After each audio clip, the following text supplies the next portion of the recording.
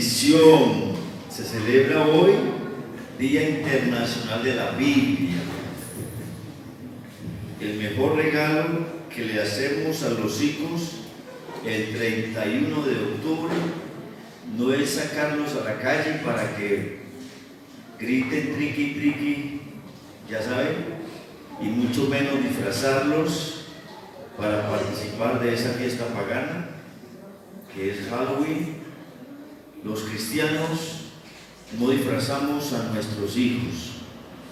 Los hijos de Dios no participamos de esta fiesta, que es una fiesta a los muertos, no a los vivos, y es una fiesta satánica. Y el 31 de octubre, la fiesta real que se celebra es la fiesta que conmemora el día de la Biblia, o el día en que Martín Lutero colocó las 90 tesis en la Catedral de Wittenberg, Alemania, donde con esas tesis evidenciaba que la salvación no es por obras sino por fe, y tantas otras expresiones doctrinales que están en la palabra del Señor. Claro que sí, la Biblia es la palabra de Dios. Dígaselo a alguien, la Biblia es la palabra de Dios. Ya dijeron, compuesto por 66 libros, 39 del Antiguo Testamento, 27 del Nuevo Testamento. ¿Alguien sabe cuántos capítulos tiene toda la Biblia? Para ahorrar tiempo, la Biblia tiene 1188 capítulos. Escríbalo ahí. Levante su cabeza hacia arriba. ¡Uy! ¿Cuántos? 1188 capítulos. ¿Sabe cuántos versículos tiene la Biblia? Escríbalo. 31.187 versículos. ¿Cuántos versículos, Sebastián? 31.187 versículos. Fue escrita por 40 personas diferentes, 40 autores. Y el tiempo en que estos autores se demoraron para escribir la palabra de Dios fue aproximadamente 1600 años. ¿Cuántos años? 1600 años. Y lo interesante es que estos 40 autores no se pusieron uno enseguida de otro en un mismo lugar, en una iglesia o una habitación, en el mismo día, a la misma hora, y bueno, vamos a escribir la Biblia, la parte es suya, la parte es suya, no. Durante 1600 años, en 3 continentes se escribió la Biblia, en 3 continentes diferentes. ¿Alguien sabe?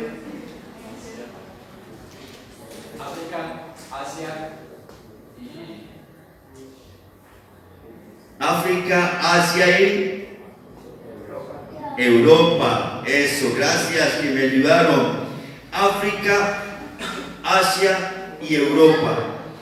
Estos 40 hombres fueron de nacionalidad diferente, fueron de culturas diferentes. Unos, por ejemplo, escribieron siendo reyes, pero otros, como Amós, era un campesino pastor de ovejas. Unos fueron grandes estadistas, como un Daniel, el profeta. Otros sencillos pescadores. Unos contadores públicos como Mateo. Otros médicos como Lucas. Diferentes profesiones, diferentes contextos familiares, diferentes lugares. Y la pregunta es, ¿cómo se logra escribir un libro? En la palabra griega libro para la Biblia es biblión, que es la composición de varios libros en uno solo. ¿Sí? ¿Cómo logran estos 40 autores en 1600 años, en países y naciones diferentes, cómo logran llegar a la unidad de pensamiento de lo que la Biblia es como libro sagrado? ¿Saben ustedes que la Biblia ha sido el libro más perseguido, el más destruido, el más quemado, el más negado, el más atacado? Por ejemplo, en 1700, no recuerdo el texto, 1783, Voltaire dijo estas palabras, hombre ateo, y dijo: 100 años después de que yo me muera, Dios habrá dejado de existir y la Biblia será borrada completamente de la humanidad. Murió Voltaire y la Biblia sigue siendo el libro más leído, el libro más vendido, el libro que más impreso ha sido. Hoy día se completan aproximadamente 2000 idiomas donde la Biblia ha sido traducido. ¿Qué tal? ¿Cómo vamos? ¿Cómo se logra la unidad de pensamiento desde Génesis hasta Apocalipsis? Ese libro que ha sido sujeto a más crítica literaria, ese libro que más ha sido reproducido para encontrarle significado, ese libro que más ha sido traspasado de fronteras, de culturas, ese libro que más ha sido leído más que cualquier otro libro, otro clásico de la historia universal. Ese libro que ha provocado mayores reacciones, unas buenas y otras malas. Es el único libro que cuando una persona juiciosamente se pone a leerlo de una forma extraña, la vida de esa persona comienza a ser cambiada. Ese libro, amados hermanos, que cuando se coloca en la mesa de un hogar y se toma como libro de estudio familiar, esa familia es bendecida y transformada. Ese libro que cuando se pone en el Congreso de la República y en la Constitución de una nación, la primera frase que se lee, Dios y patria, y la palabra de Dios es lo primero que se hace antes de iniciar cualquier sección de gobierno. Ese libro que ha producido una transformación a esa sociedad o nación. Ese libro, amados hermanos, que muchos reyes mandaron a quemar. Ese libro que ha viajado en avión, en tren, en barco, en bicicleta, en bus público. Ese libro que más ha sido memorizado, porque las nuevas formas para imprimir o para escribir apenas datan de unos 1600 años antes de Cristo. Antes el libro era reproducido como lo hacían los masoretas o científicos de la época, era simplemente de voz a voz. Ese enseñar el libro de voz a voz, Dios mismo lo establece en Deuteronomio capítulo 6. Oye Israel, Jehová tu Dios uno es. Y le dice a los padres: y enseñarás este libro y lo repetirás cuando salgas a la calle, cuando te levantes, cuando te acuestes, cuando estés en casa. Era la transmisión oral, y la responsabilidad de los judíos era memorizar este libro y traspasarlo a sus hijos oralmente. Y sus hijos todos los días aprendían, leían, memorizaban, porque la cultura y el mandato de Dios era memorizarlo, pero traspasarlo a las generaciones. Ese libro, que de Génesis hasta Apocalipsis tiene un tema central. Ningún libro en la historia de la humanidad que haya sido replicado o reproducido en 66 partes, ni siquiera hay uno solo que tenga 5 tomos completos y que del tomo 1 hasta el tomo 5 pueda decir que hay unidad de pensamiento y esos 5 tomos son enlazados por una idea central. El único libro en la historia de la humanidad que es enlazado de una forma autoritativa y con unidad es la Biblia.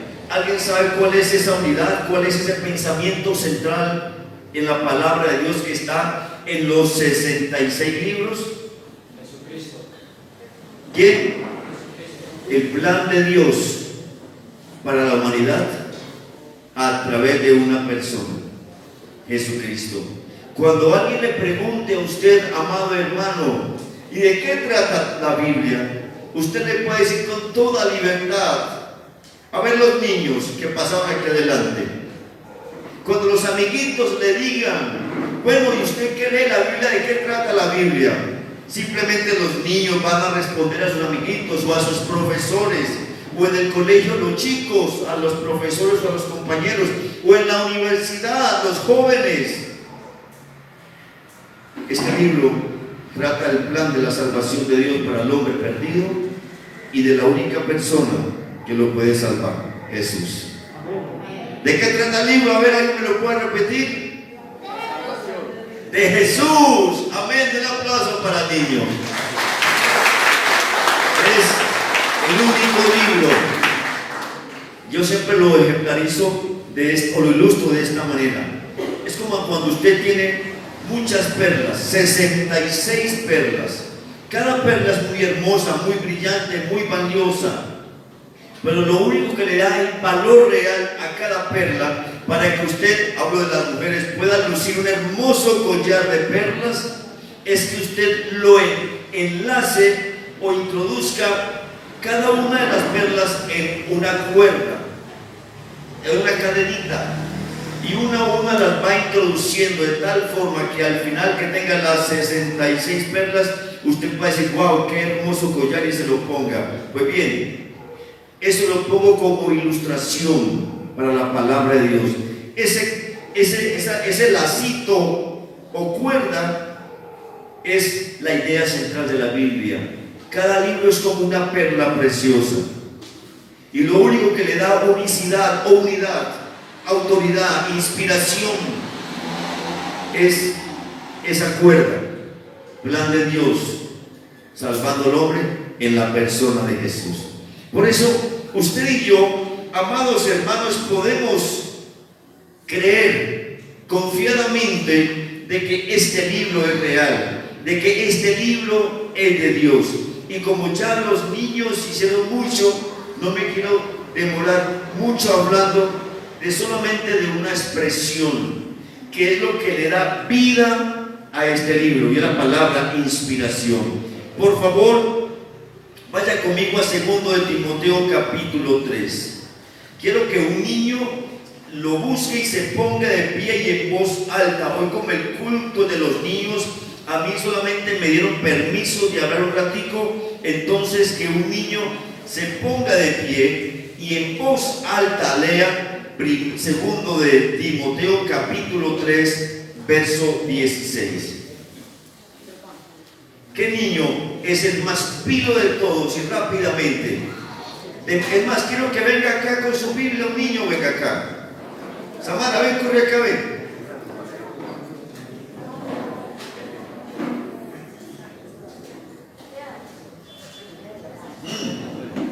Quítate el tapabocas un momentito para que te puedan escuchar. Ven acá, corre. Un aplauso para Sebas. Eso. Ok, vamos a escuchar con mucha atención a Sebas. 2 de Timoteo 3 dice: ustedes que están en casa también y que van a dar esta celebración por diferido, tomen su Biblia. Sebas. Toda la escritura es inspirada por Dios y es útil para enseñarnos lo que es verdad y para hacernos ver lo que está mal en nuestra vida. Nos corrige cuando estamos equivocados y nos enseña a hacer lo correcto. Dios la usa para preparar y capacitar a su pueblo para que haga toda buena obra. Eso, Sebas, muchas gracias, Sebas, por ayudarme. Amén, claro que sí. Antes, permítanme compartir, solamente leer. Los que les gusta escribir y se alimentan en casa después con el sermón que el pastor les da. Gracias, Luis Eduardo, por hacerme ahí barra ahora que el mensaje que el pastor da tan bueno, pero que a los 8 días se nos ha olvidado. ¿Por qué? Porque la palabra de Dios es fundamental para los creyentes. Hágale esta pregunta a una persona que está con usted ahí sentadito al lado. ¿Por qué la palabra de Dios es fundamental para tu vida? Pregúntaselo a alguien. Si usted está como medio dormido, despierte y le pregunte por qué la palabra es fundamental para toda persona. Lo primero, la palabra de Dios es fundamental porque Jesús nos dio el ejemplo. Jesús tenía, amados hermanos, como fundamento en su vida la palabra de Dios. De hecho, Él es el verbo de Dios. Él es la palabra revelada de Dios. Él es la carne viva de Dios en la tierra. Por eso el apóstol Juan escribió en el capítulo 1, verso 2, versículo 1, en el principio era el verbo, y el verbo era Dios, y el verbo era con Dios. Ese verbo se hizo carne entre nosotros, y al verbo hacerse carne y habitó entre nosotros, trajo del cielo la escritura sagrada y la publicó, la compartió. Pero por el hecho de que Jesús haya sido la palabra de Dios, no significó que en carne Él no haya tenido la palabra de Dios como un fundamento, y todos los días estaba en la palabra de Dios. ¿Y cómo demostró Jesús de que así era? Cuando el tentador, allí en San Mateo capítulo 4, verso 1 al 4, vino a tentarlo, ¿cómo le respondió Jesús? ¿Alguien recuerda? Es una expresión del Antiguo Testamento. Escrito está. Dígalo duro. Dígalo duro. Dígalo duro. Escrito está. Cada vez que Jesús necesitaba hablar de Dios, tomaba un escrito del Antiguo Testamento, y ese escrito lo decía textualmente, que está consignado en los evangelios. Escrito está, y varias veces Él le respondió al maligno con esa expresión, escrito está. Pero la segunda razón por la cual los cristianos debemos hacer la palabra de Dios como nuestro fundamento es porque ella es la única que se convierte en el alimento verdadero para nuestra vida. ¿Usted lo cree o no? Amén. Y por eso los niños aquí leyeron en primero de Pedro capítulo 2, 2 al 3. ¿Recuerdan el texto? Desead como niños recién nacidos la leche espiritual no adulterada, para que por ella crezcáis para salvación. Amén. Es el único alimento, oíganme bien, que no engolosina. Pónganse a comer muchos dulces a ver cómo se ponen sus niños.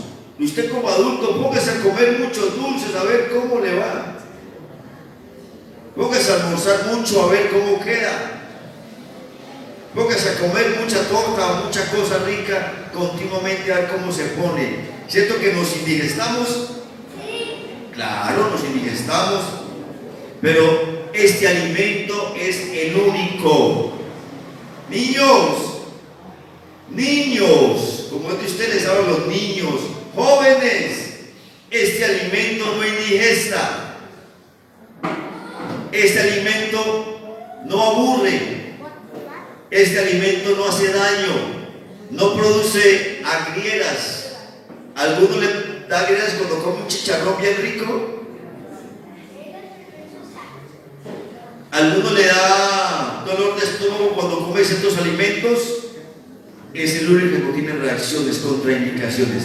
Por eso el apóstol dice: deseen como niños recién nacidos.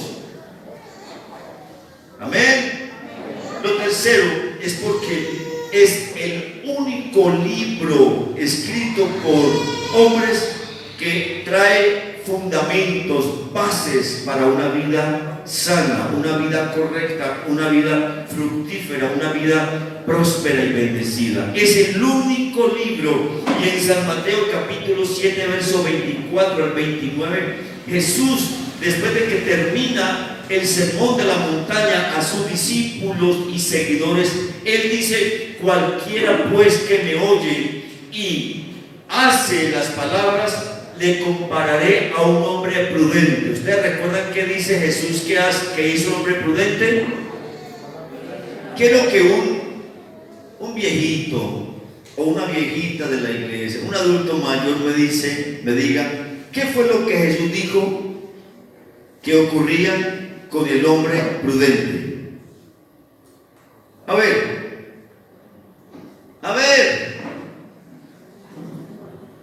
¿qué hizo el hombre prudente? Eso, edificó su casa en la roca, y vinieron ríos, lluvias, vientos, y dieron con ímpetu en aquella casa. ¿Y qué le pasó a la casa? Dice que la casa no cayó porque estaba edificada en la roca. Pero Jesús habló de otro hombre. ¿Cuál fue? El hombre como insensato. ¿Dónde edificó el hombre insensato su casa? En la arena. Los mismos ríos, las mismas lluvias, los mismos vientos dieron con ímpetu contra esta casa. ¿Y qué le pasó? A ver, cayó porque estaba edificada sobre la arena. Entonces, esa es la razón, amados hermanos, o la tercera razón por la cual este libro lo tenemos que comer en abundancia, disfrutarlo, deleitarnos en él. ¿Alguien me está escuchando o no? Y es la única manera, amados hermanos, que podemos establecer bases firmes a nuestra vida. Y la forma como se hace es escuchándolo, es leyéndolo, es estudiándolo, es meditándolo, es memorizándolo y es aplicándolo. Aquí lo hemos dicho ya algunas veces. Ahora quiero terminar diciendo algunos beneficios que nos trae la palabra de Dios. El primer beneficio es que hace crecer nuestra fe. Aquí, ¿cuántos oran bastante? Levanten la mano los que oran bastante. Bájela. Levanten la mano los intercesores, los que son intercesores. Les tengo una mala noticia a los intercesores: orando no crece la fe. Oren mucho, pero su fe no crece, porque la Biblia dice en Romanos 10:17 que la fe viene como, y el oír. ¿Cuántos quieren que su fe crezca? Palabra de Dios. Usted me dice: mi pastor, es que yo oro 2 horas diarias. No, yo quiero que usted esté 2 horas diarias en la palabra, así ore 10 minutos. ¿Sí me está oyendo? Y con eso no digo los intercesores que no oren bastante. Es que yo ayuno mucho. Qué bendición, cuánto de ese ayuno determina para estar concentrado, estudiando, meditando, memorizando la palabra de Dios. Beneficio primero: el estudiar la palabra hace crecer nuestra fe. Segundo, el estudiar la palabra me convence de pecado. Hebreos 4:12-13, los niños lo compartieron aquí, que la espada, la palabra de Dios, es como una espada de doble filo que penetra. ¿Hasta dónde? ¿Hasta dónde? Hasta el alma. ¿Qué más hace? Las coyunturas, los huesos, discierne los pensamientos y las intenciones del corazón. ¿Cuántos de ustedes leen la palabra y por ahí el Señor les habla? ¿Cuántos de ustedes leen la palabra y sienten que algo está mal? ¿Cuántos de ustedes leen la palabra y sienten que deben corregir y que Dios les está diciendo que cambie, quite, ponga, corrija? Todo, ¿verdad? Tercer beneficio: la palabra nos ayuda a mantenernos alejados del pecado. Salmo 119, 9 y 11. Los niños aquí lo dijeron: lámpara. A ver, suegra, dígalo en voz alta: lámpara. Eso, por ahí mejor niño lo dijo: lámpara es a mis pies tu palabra y lumbrera a mi camino. Y el Salmo 119:11, ¿con qué limpiará el joven su camino? Con guardar su palabra. Y en cuarto lugar, nos da una norma por la cual podemos guiar nuestra vida. Así que, amados, toda la escritura es inspirada por Dios. ¿A usted lo cree o no lo cree? Y es útil para enseñarnos lo que es verdad, hacernos ver lo que está mal en nuestra vida, nos corrige cuando estamos equivocados y nos enseña a hacer lo correcto. Eso lo dice 2 Timoteo 3:16 en la nueva traducción viviente. Ahora, regálenme 3 minutos para la palabra que le puse como título a todo lo que les he compartido hoy: inspiración.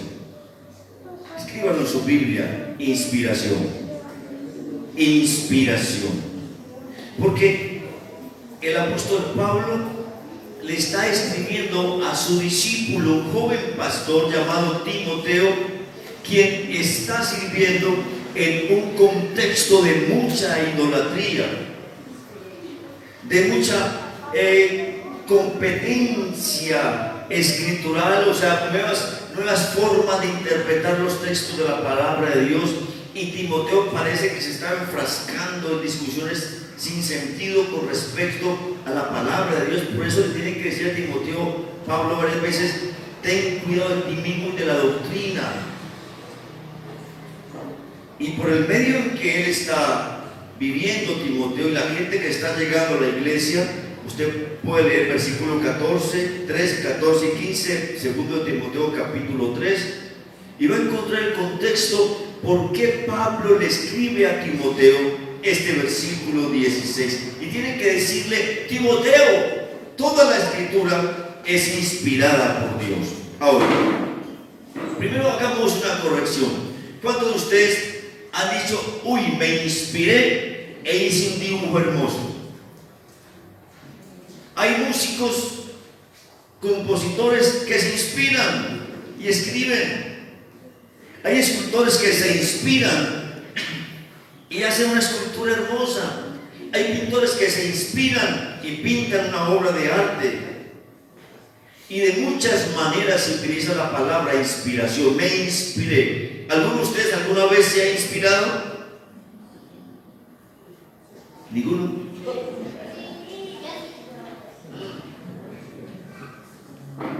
Hay deportistas que se inspiran y hacen tremendas jugadas. Los que vieron el partido la semana pasada de Rayo Vallecano y Barcelona de España, vieron la jugadísima que hace Falcao. Se inspiró ahí con 2 defensas, hizo un taquito para acá y un gol. ¡Qué golazo! Se inspira. Ok, esa expresión, inspiración, no tiene nada que ver con esta expresión. Toda la escritura es inspirada por Dios. Primero veamos rápidamente de dónde nace esta palabra. Esa palabra es la única vez que aparece en la Biblia, en toda la Biblia. Y en griego es una palabra compuesta. Le voy a decir rápidamente: teoneusto. Es una palabra compuesta.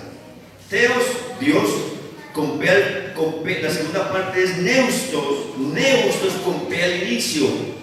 La palabra teos es Dios, y la palabra neustos con P al inicio es inspiración, y se traduce como soplo, se traduce como, a ver si le digo más ampliamente, vida, se traduce como aliento, se traduce como también neuma, que es la otra palabra griego para viento, o aire, o espíritu.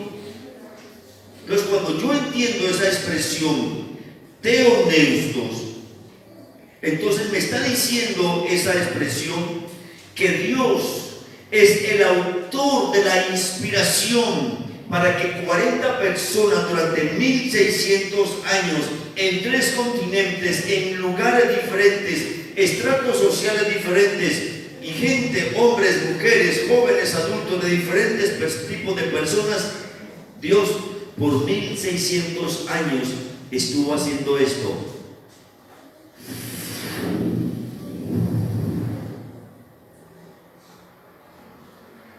Y alguna vez encontró un hombre llamado Moisés y sopló. Esta expresión teoneustos, que la más clara es aliento de vida, la encontramos, amados hermanos, en Génesis capítulo 2, verso 7. Por favor, leámoslo prontito. Génesis capítulo 2, verso 7. Dice la escritura: entonces Jehová Dios formó al hombre del polvo de la tierra. ¿Qué dice enseguida? Díganlo en voz alta. Sopló. ¿Y qué dice que sopló? En su nariz aliento de vida, y fue un ser viviente el hombre. Esta expresión, sopló, me gusta más en la versión antigua de 1908. En la versión antigua de Reina Valera Cipriano dice insufló. Nunca había yo leído esa expresión.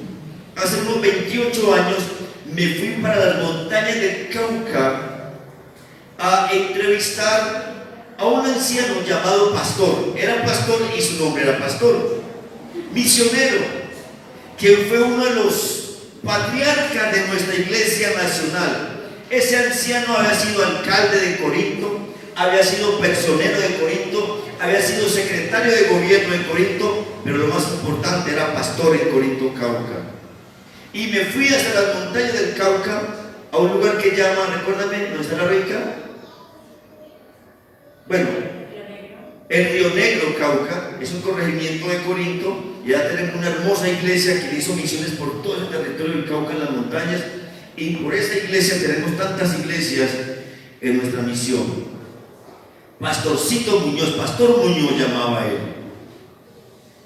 No había ido a una universidad, escasamente hizo el bachillerato, pero era un autodidacta.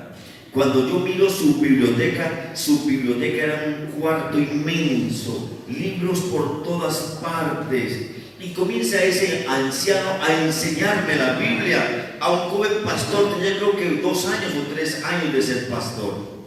Y para mí fue una de las experiencias más hermosas que yo he tenido como pastor, estar en la casa de este anciano ya con 91 años en esa época, él enseñándome la Biblia. Y cuando va a su biblioteca se sube una escalerita y toma una Biblia viejísima. Me dice: pastor, estas palabras me las digo, nunca las olvido.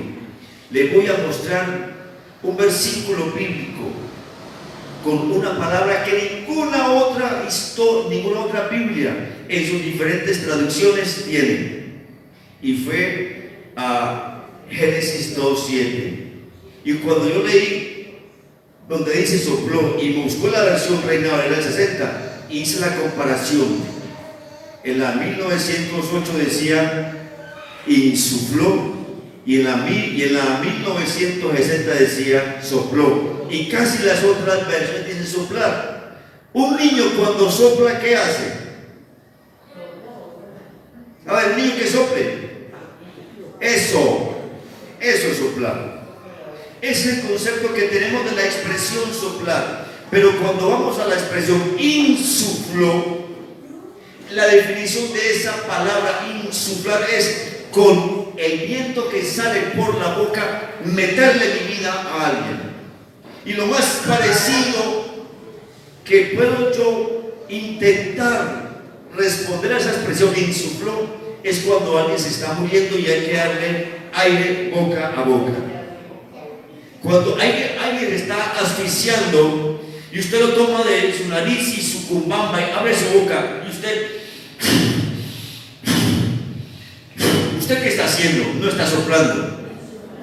Usted está insuflando, usted está metiendo su vida dentro de esa persona para que no muera y tenga vida. Eso fue el regalo que Dios me hizo en las montañas del Cauca hace ya casi 28 años, más o menos, creo, era más, no recuerdo. Insufló. Entonces, cuando yo, amados hermanos, Mira la palabra inspiración.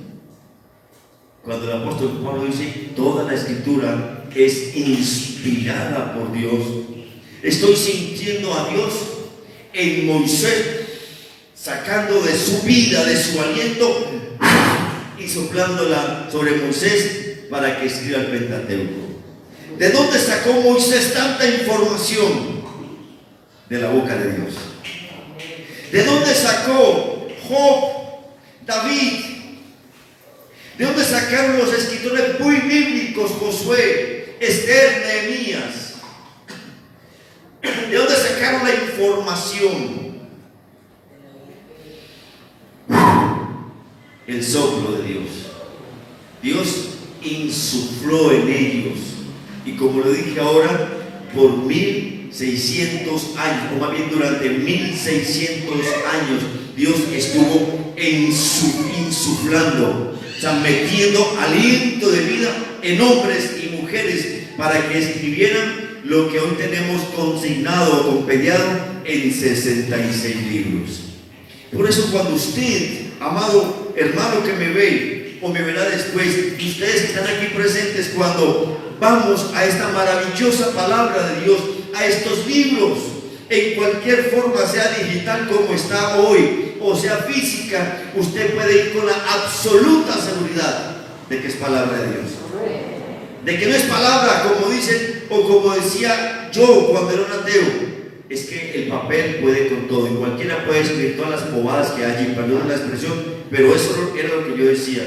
No, cualquiera no puede escribir lo que aquí está escrito, porque es el libro único que fue soplado por Dios, insuflado por Dios. Y por ser insuflado por Dios, el apóstol Pablo dice que es útil. Quiero que lo leamos, por favor. ¿Para qué es útil? Para los niños, para los jóvenes, para todos. Dice, es útil. ¿Para qué? Aquí está. Para enseñar, para redarguir, para corregir, para instruir en justicia.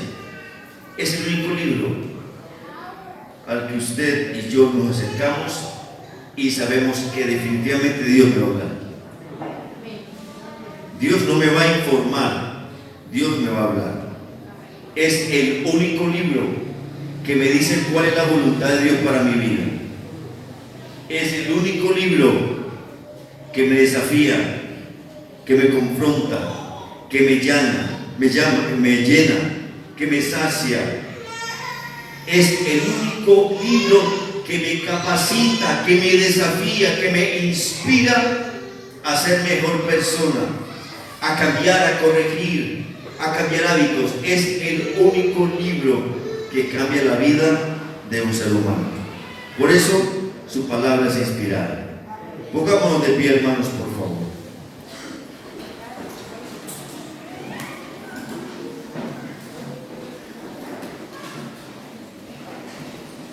El rey David, amados, decía: oh Jehová, cuánto amo yo tu ley. Yo no sé cuánto ama usted estar navegando en este libro. No sé cuánto tiempo le dedica cada día a este hermoso libro, independientemente de su modalidad, en su idioma, en su versión, porque hay demasiadas versiones de la Biblia, demasiadas traducciones del libro sagrado. Lo que importa es su decisión, amado hermano, para sacar tiempo para disfrutar este libro. Si David lo dijo: oh Jehová, cuánto amo yo tu ley, todo el día es ella mi meditación. Tus dichos, oh Jehová, son más dulces que la miel, la que destila del panal. Tu palabra me cambia, tu palabra convierte el alma, tu palabra me llena de vida. Y uno podría leer cantidad de frases que el rey David le acuñó en el Salmo 119 a este maravilloso libro. Para el rey David, su vida Su vida, iglesia, dependía de cuánto tiempo pasaba en este libro. David se sentía feliz por guardar sus dichos. David decía: mi corazón he guardado tus dichos para no pecar contra ti. David es el hombre que más inspira a la humanidad a tomar este libro para disfrutarlo, para convertirlo en alimento diario, desearlo más que la leche.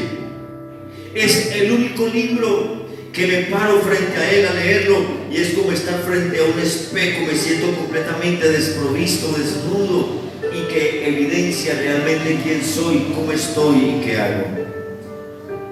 Es el único libro que me da soporte. Es el libro que me dice lo que Dios tiene y quiere para mí. Es el libro que me da valor. Es el libro que me dice lo que Dios piensa de usted y de mí. Es el único libro que me da paz, que me da seguridad. Es el único libro que es como la brújula, que me guía por el camino correcto, que me muestra y me lleva a un destino, la Sagrada Biblia. Cierre sus ojos y adore al Señor.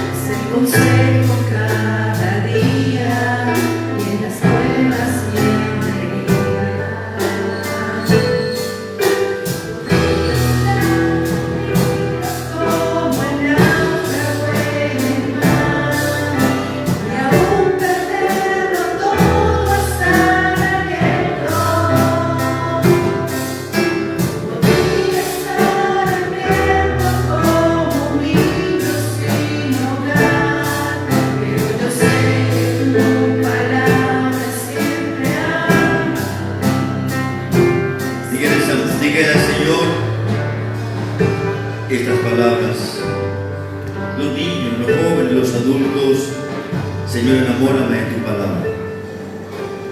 Diga el Espíritu Santo: apasioname por tu palabra. Señor, ayúdame a disfrutar tiempos con tu palabra. Hoy que se celebra el día de la Biblia, que tu palabra, Señor, sea mi alimento, sea mi sustento, sea mi fuerza, sea mi directiva, sea mi esperanza, sea mi confianza. Que tu palabra, Señor, sea mi vida. Espíritu Santo, ven esta mañana, manifiesta tu presencia en medio de tu iglesia. Llena, Señor. Tu palabra trae pensamientos de bien. Tú tienes pensamientos para tu pueblo con esperanza. Yo no sé cómo ha llegado a tu iglesia esta mañana, Señor. Si algunos están enfermos, si algunos están tristes, cansados, cargados. Pero lo que sí estoy seguro es que tu palabra cambia. Es que tu palabra, di la palabra Jesús, y los enfermos sanarán. Di la palabra, Señor, y los afligidos serán despertados, serán hechos libres. Di la palabra y los quebrantados de corazón serán sanos. Di la palabra, Señor, y los que están perdidos serán guiados a la luz. Los que están en otro camino, extraviados, volverán al camino. Di la palabra, Jesús, para cada uno esta mañana, Señor. Muchas gracias. Muchas gracias, Señor. Amén. Amén. cantos de cielo, más la palabra. Amén. Amados, estamos en Cristo. Dios les bendiga a cada uno de ustedes.